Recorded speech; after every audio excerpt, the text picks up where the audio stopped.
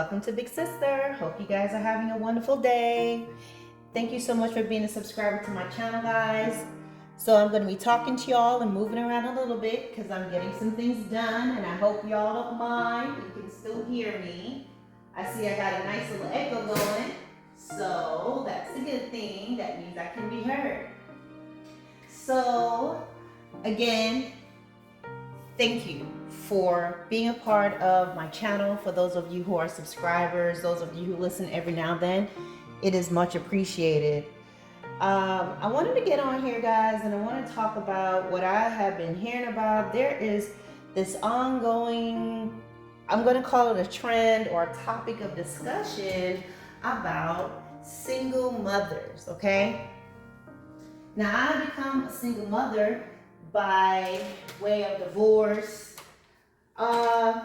but I find that they're speaking mostly about, sorry guys, I know this bag sounds a little loud. I'm putting a pod in my dishwasher, but I'm not going to start it because I'm realizing like a lot of these sounds that may just sound a little bit like minute to me may not sound that way to you on the audio end, and I want to be able to completely focus on this topic. But I feel like they're talking a lot about mothers who, or women who may have had babies out of wedlock and now they're single. And of course, we know there's a song that came out. It's been trending on YouTube, and I believe it's on Spotify, I think, a couple other music platforms where, you know, it's about the single mom, okay? You let him hit it, okay? And I think what he's talking about women, I guess they have the children and they get online, they're complaining. But I want to talk today about that. So a lot of women are getting dogged out about being a single mother, single mother. And then there is this automatic assumption that people who, or children who are raised in a single household, they're going to be the generics. They're going to be the problems in society. And I did another video that I have not yet uploaded where I disagree with that. I think, yes, ideally having a dual parent household is ideal. It's better, two parents are there, but there are some cons, downsides, because there are children who are raised with both their parents who still end up becoming delinquents, who still end up having problems because maybe mom and dad are so busy. There can be other factors involved, to include the fact that there's a lot of dysfunction. A lot of times there are some parents, well, I won't say a lot of times, but there are many scenarios and instances where both parents are together, but they are not together.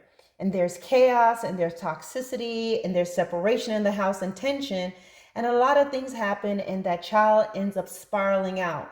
And you know where they find their comfort? Running to that house where they have a friend who has a single mother, or they live with their grandmother, or they just live with their dad, okay? Because we talk a lot about single moms, and it's always, I feel like we have to be fair. We have to balance it out.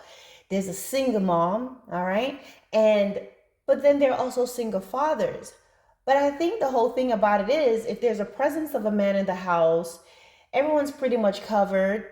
There's a certain level of protection that automatically kicks in. There is a huge difference, I will say, when there is a man present. So you're not going to hear too much about the single dads, but there can be a few things that can be missing even when you have the single dad, especially when he has a daughter, okay? But it is not the same as a single mother. So let's talk about that. People that are talking about single moms. And well, you shouldn't have been a single mom. You shouldn't have had a child. You shouldn't. So what would have been the alternative? Well, I want to agree with the fact that ideally, ladies, you don't want to be giving up your womb and creating a child with somebody based on momentary feelings, based on how things are now, or having a baby with someone because you feel like this is the only way you're going to keep this man in your life. Because you can set yourself up for a lot of chaos, you can set yourself up for a lot of heartache, and then you end up behaving like a crazy baby mama, if you want to call it that. Okay? And I will talk about what that will be in another video. So, ideally, you want to preserve your womb, keep your figure, enjoy your life, and have the freedom to do the things that you need to do, accomplish the goals you want to accomplish, enjoy the life you want to enjoy. And a lot of times, you may have a child with someone you weren't supposed to have a child with, and you forfeit a lot of your destiny. And I believe I'll do a video about that as well. Because I strongly believe that in life, there are many choices, directions, and things that we can take. You can live a life that is going to be prosperous, and then you can end up and prosperous and you find some happiness. Nothing is perfect, but it would be a lot more beneficial. You will be a different woman. And then you can also end up walk a path where you end up having a lot of hardships, not only financially, but mentally, emotionally, and your whole environment is different. So I believe that as we walk through life, we will be met with choices. And every scenario and every choice that we make, from the time we're deciding if we're going to do our homework, and if we're going to listen to the teacher, and if we're going to listen to our parents tell us to go, who's saying go to school, do your classes, if you're going to do well or not, it's leading you on a path. And then you make other choices, the company you're going to keep, your mistakes that you're making right now, or choices rather that you're making. Are you going to learn from them and then go on the path that you should go on as a woman, and that's going to lead you to that destiny that's going to be positive for you? Or you're going to continue to go through life being a social miscreant, and then you end up just living at the lowest level possible. This can change your destiny. This is what I strongly believe. But for those who are always or usually dogging out single mothers, let's talk about the choices. Let's talk about the choice that she would have had. Okay, we already discussed that ideally you should wait. Do not have a child out of wedlock. Give yourself the best chances. But there are situations where that do not happen, and the woman is carrying the child. So the choices that she have at that moment is to either bring that life forward, or she can choose to abort the child, or she can choose to give birth and give the child away. So yes, those are the choices. Or there are others that hide the pregnancy and then they deliver and throw the baby in the trash can, right?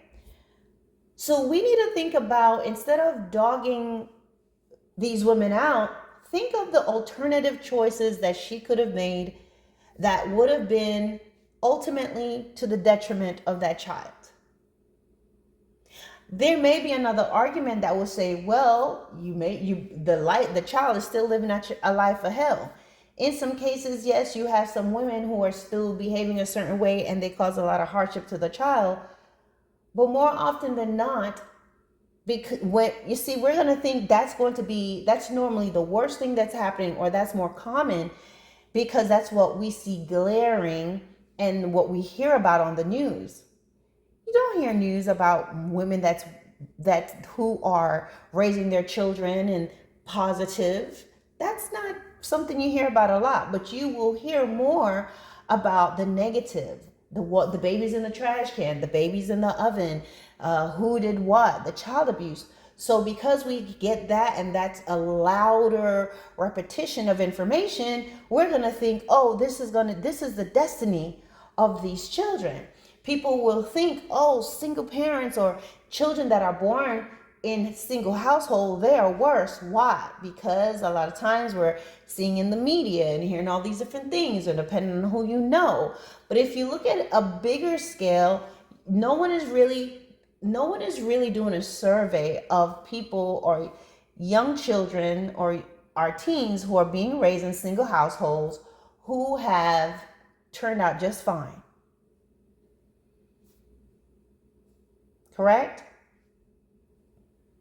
So if we really pay attention to stuff, guys, we are often led by the messages that we hear constantly, the quote unquote statistics that we hear a lot of. But because I took a statistics class, I always think about things like statistics are not always so straightforward. There's a lot involved in the collection of data, how it was collected, was it biased versus unbiased, all these different things. Was it a random sampling or not? This is how they come up with the survey. There's a lot of different ways. So don't always look at surveys and statistics and say, oh, well, according to statistics are not always facts, while in some cases they are. But what would have been the alternative for the mother? Why do we not look at the fact that that single mother has made a choice not to walk away from her children? She could do that too. She could totally abandon them. She could sign over her parental rights. She could drop them off somewhere and say, I don't want to do this anymore. I can't do this anymore, and put them in the system. If that mother was to make that choice, it will be detrimental to those children. So I believe that it is very unfair to demonize single mothers, single parents, okay, single fathers. I'm going to stick more to single mothers because I think they are more demonized than single fathers. Because when we talk about them, then we have to also think about what would have been her alternative. All right, I don't want this child. Get rid of it. Sign him over to the state. I'm going to walk away from them and never see them again. And what happens when the mother does that? She's demonized for that, because there are women who walk away from their children. There are women that are like, I don't want to take care of these children. What? They're demonized for that. And it all goes back to, oh, well, you should have chose differently. Now you need to be responsible. So then when women are being responsible and taking care of their children, why are we dogging them out for that? It's like a no-win situation. In my opinion, I believe at the end of the day, women who choose to have their children and raise them up. I'm not talking about everyone, because there are some women who do have children and they are abusive to them. They mistreat them. They carry out displacement on them. They're punishing their children for the fact that their lives turned out messed up. There are women who literally just had babies because they wanted that man, and now the man does not want to be with them. Now they're abusing the children, or they're treating the children so badly and hate their children because the children looks like the man that they wanted. So in these cases, yes, it's absolutely wrong. But there are mothers who are working hard. Mothers who have either been left, abandoned. No one talks about single mothers who may have been the fathers left the families.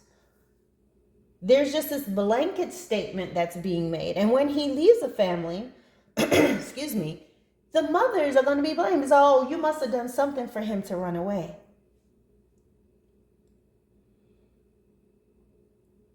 There are women who, okay, they become single through widowhood. I don't think they're dogged out too much. Some, they end up getting divorced. And you want to choose wisely with your divorce. You don't want to just divorce for little things, guys. But maybe the woman had to do those things because in the marriage and behind the facade of the perfect family, there's some dark things going on, evil things. And she, being a brave woman, made those decisions. Yes, we must throw an alibi out there and say there are women who are spiteful and vindictive and they do things, and the man did not do anything. She just got bored. She fell out of love and she totally breaks up her whole family because of how she feels. That's wrong. But that is not always the case. So some women are single because they had to make a choice to keep safety and peace as a priority for her children. Some have been abandoned by the men. And then there are others, they made poor choices.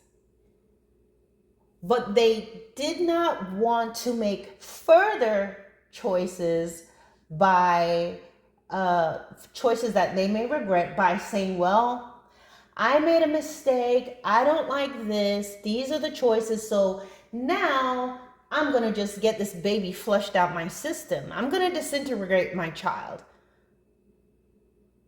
Or I'm going to just give my child to somebody else.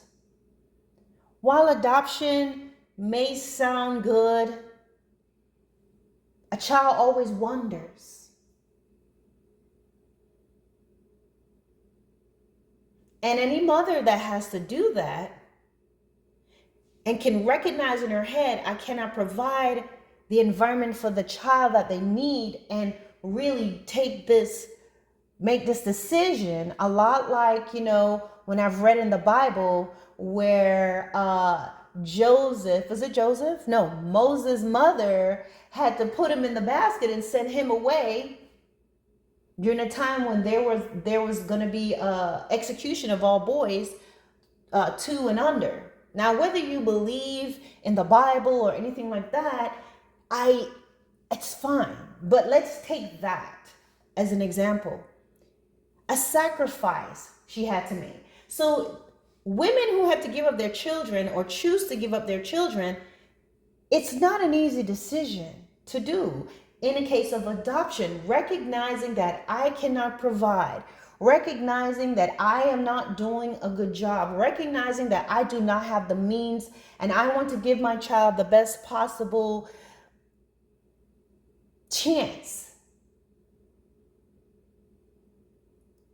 It takes a lot of strength.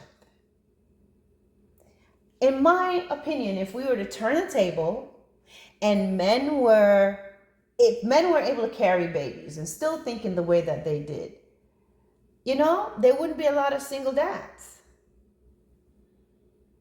Because to be honest, men are not going to think with emotion. You know what? They will not be allowing anyone to allow themselves to get pregnant. Nope, because they're thinking about the things that they need to do. And maybe if they were given the choice of if they want to keep a child or not, maybe they'd be able to really make that decision. Say, look, this is not feasible. We can't do this. So this is the best decision. Does it make them bad? Does it make them evil? No. But men can think in a way that they're looking at the bigger picture and not the emotional feeling and moments at that time, while some can't. But most, they can be like, no, we're not going to do this. If men were in the positions that women were in, honestly, they will be holding a very high standard. Because in some cases, even if there are times that they may lower their standard for their own gratification and stuff like that, when it gets down to it, even the worst man, the worst one you want to call out there, he's not going to just marry you.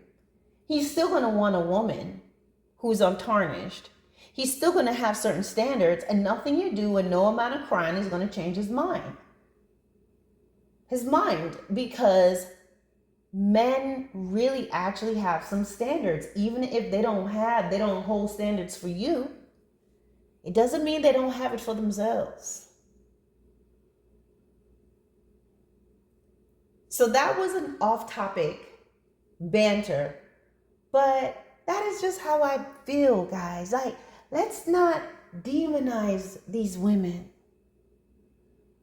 Because if we really look at the alternatives, of what they can do,